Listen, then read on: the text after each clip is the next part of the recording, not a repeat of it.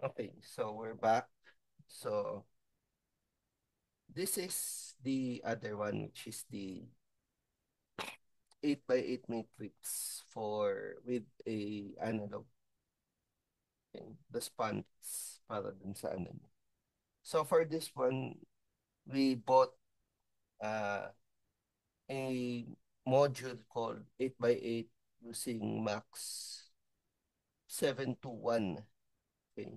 So yung Max 721 natin has a connection of 12 to DIN, 11 to uh, clock, 10 to CS. Okay. So yun yung dinesignate natin na connections niya. Okay. So for this case, you won't be doing the row and uh, column assignments manually. Be placing your data into a itong tawag natin a array. Okay. Yung array natin, yung gagamitin nyo para sa pagsusulat ng value.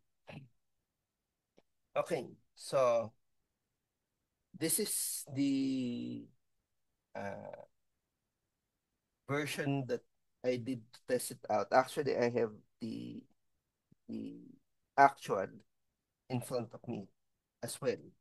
Okay, mamaya, puntahan na lang natin yun. Okay. Although, mahirap kontrolin yung potentiometer pagdating dito sa isang to. Kasi, well, I have limited number of options kasi,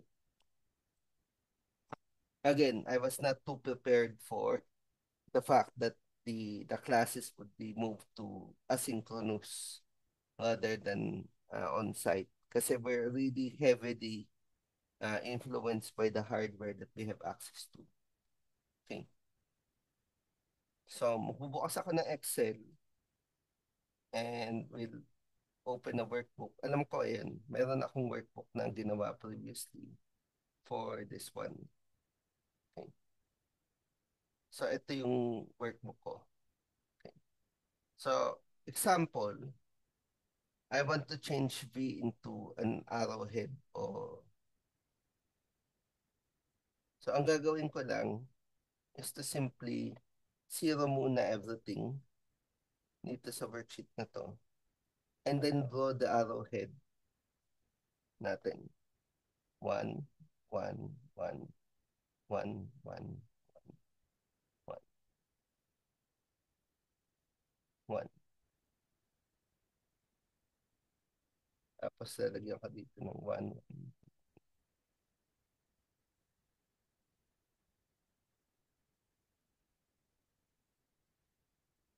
Okay.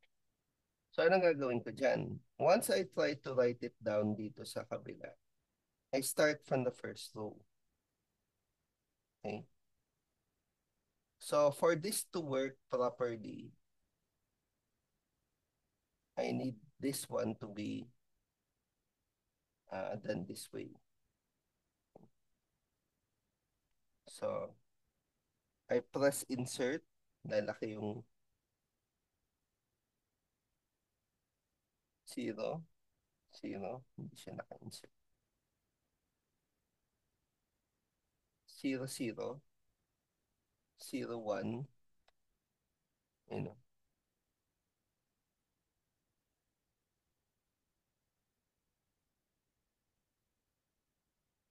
Tapos, apat na 0. 0, 0, 0, 0. Okay. Tapos yung susunod ko,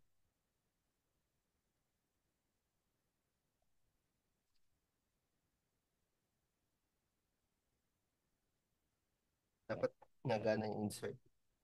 Turns out, hindi siya nagana. 0, okay. Just to be on the clear side. 0, 0, 1, 1, 1.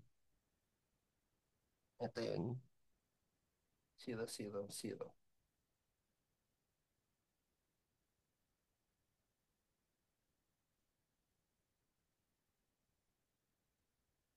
I just change the elements dito sa kabilang port.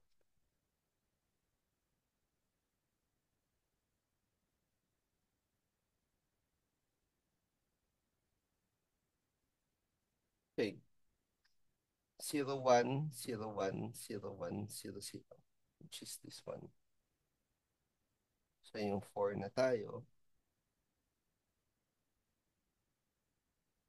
1, 0, 0, 1, 0, 0, 1, 0.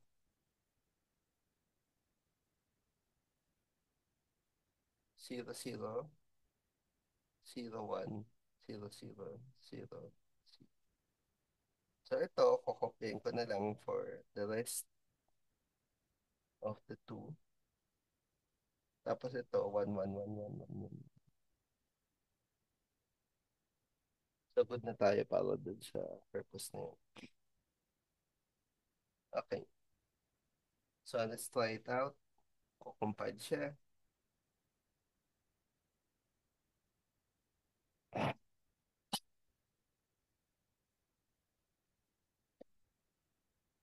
To maximize. Okay. Kasi nakalow yan. So the way that it works dito is that kung low yung state niya, yung low yung value nung ano, hindi siya nakamax. It goes into this low state. Yung low state na yun, tinatawag niya si light dry. So dry yun. Tapos, light, light water. Papasok yung water dun sa ano. Tapos, magdi-delay ka ng 6 seconds para tang, ma, ma-force mo yung system to reflect kung ano yung dinilig na value sa kanya. Now, 6 seconds might not be enough. Baka a minute or 2 minutes bago siya ulit kumuha ng data. Okay? Kung sakto yung value niya, meaning to say, nasa 900 and above ka, you write okay on the screen. Pero kung hindi, you write water. Okay? Ibig sabihin, ikaw yung pinagdidilig. Pero kung nag-dry na talaga siya, doon papasok yung intervention na magkakaroon ka ng high doon sa motor mo. And yung 13 natin. And then, magkakaroon ka ng intervention. Okay? And 13 high. Delay of 10 seconds. 13 low. Okay? Nakabukas siya. So, ganyan lang yan. Okay. So, dito, meron tayong functions. The functions are done this way. LC clear display is a function called para sa pag-clear ng display mo. Okay? Para matanggal mo yung values na nakalista. Set row, on the other hand, is there in order to set the specific value for each row natin. Ito yung row na tinatawag nila. Those are the specific rows. Okay. Ang ironic lang dito, naka-mirror yung item. Dito kasi sa harapan ko, when I use the same program on a different unit, hindi siya naka-mirror. Okay.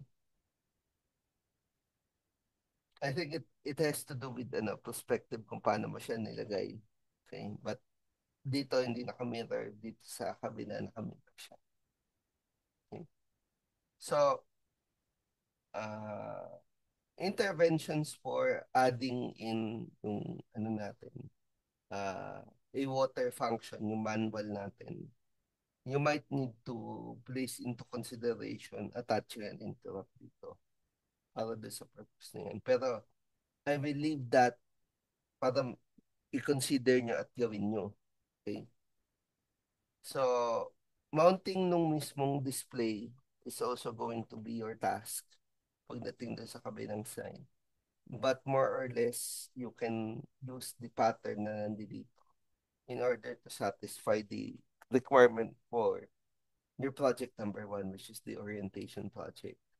Yung project number 2 nyo, ibang usapan yun. It's no longer, the code is no longer going to be provided sa inyo. Kayong bahalang humanap ng code nun.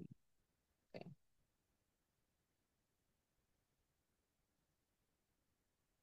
So, mabalik lang siya sa okay. Yan.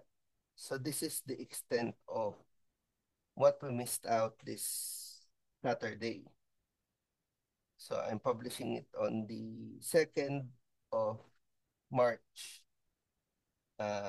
Hopefully people can still look at it and view it pagdating dun sa ano nyo. So again, we're using Walkbee as the simulator that's a little bit better than Tinkercad.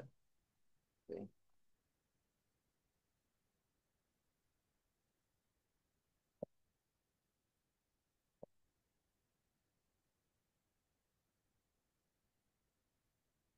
So again, this is for, by the way, you need to import a library. So paano siya ginagawa? Sketch, include library, add zip library. Kasi hindi tayo naka-online. You need to obtain the library from me. Ida-download ko na lang siya. Okay? Actually, naka-download na siya dito. And I go to downloads. Yung like control zip, nandun na siya. Okay? So, that's about it pagdating dito sa portion na to. So, hopefully, you all have a productive and restful Sunday. Okay? And I will see you all again on Saturday next week. So let me pause the recording. Thank you very much for watching.